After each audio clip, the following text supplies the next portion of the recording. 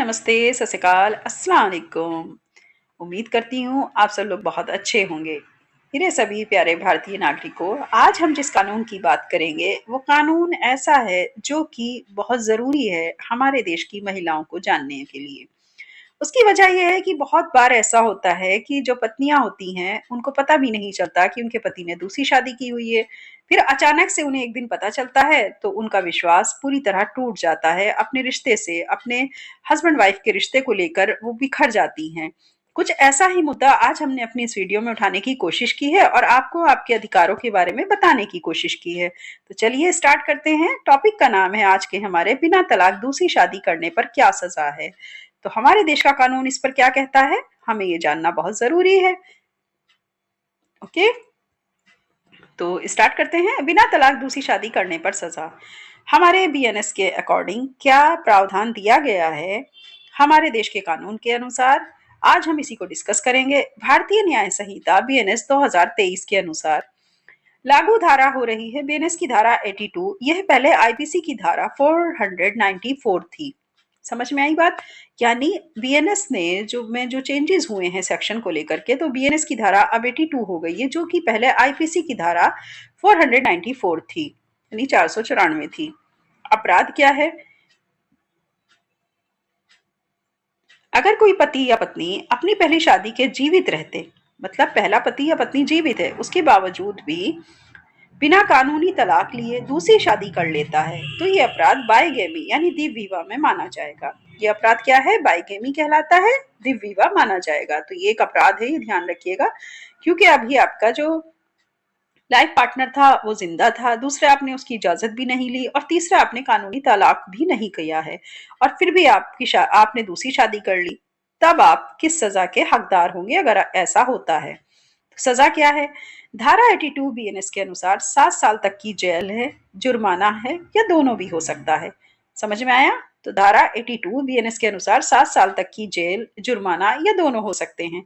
तो जो भी महिलाएं हमारी ये वीडियो देख रही हैं हमारे इस चैनल के थ्रू, वो थोड़ा सा अवेयर हो जाएं अपने राइट्स को लेकर के और अपने देश के कानून को लेकर। इस चैनल को बनाने का उद्देश्य भी यही था कि जो मासूम लोग हैं, जिन्हें लॉ के बारे में बेसिक नॉलेज भी नहीं होती, हम चाहते हैं कि आपको बेसिक नॉलेज हो लॉ के बारे में, आप ये जानें अपने अधिकारों को लेकर के। दूसरे अगर आपके साथ कुछ गलत हो रहा है, कुछ अन्याय हो रहा है, तो आप उसके खिलाफ भी आवाज उठा सकें। और साथ ही आप कानून का सहारा लीजिए, ना कि हाथ में कानून लीजिए। तो हाथ में कानून मत लो मेरी बहनों या मेरे भाइयों। आप कानून का सहारा लेंगे तो बहुत ही अच्छे तरीके से और फेयरनेस के साथ में आपको न्याय मिलेगा।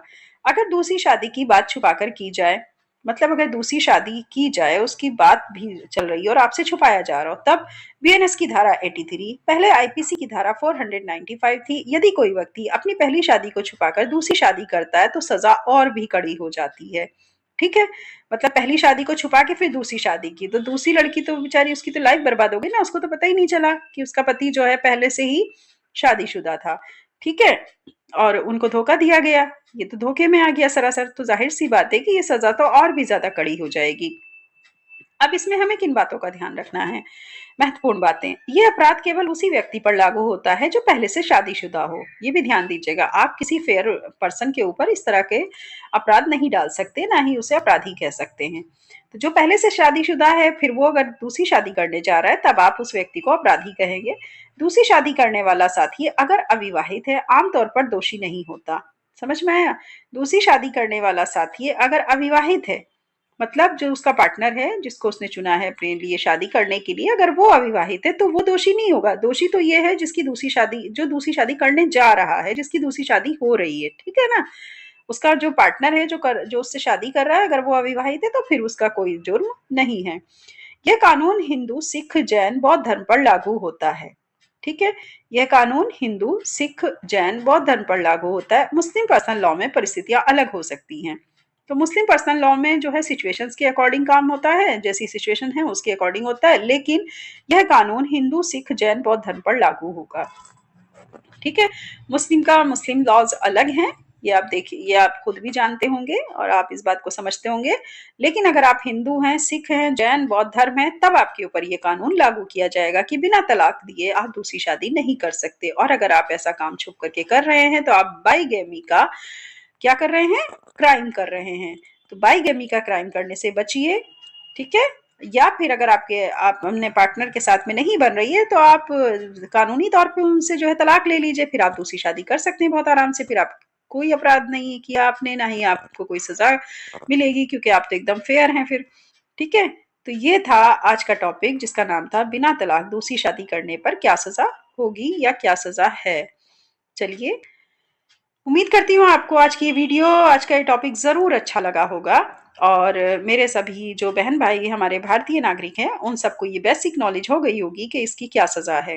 ओके, नेक्स्ट वीडियो में फिर मिलते हैं एक अच्छे टॉपिक के साथ, एक अच्छे नए कंटेंट के साथ। और वीडियो से जाने से पहले आप हमें कमेंट्स बॉक्स में ज़रूर लिख करके बताया करिए कि आपको हमारी वीडियोस कैसी लगी, क्या ये आपके लिए हेल्पफुल है, क्या हम इस तरह की और अच्छी अच्छी वीडियो आपके लिए बनाएं। अगर ऐसा है तो हम ज़रूर बनाएंगे। Okay, okay, all the best, bye bye.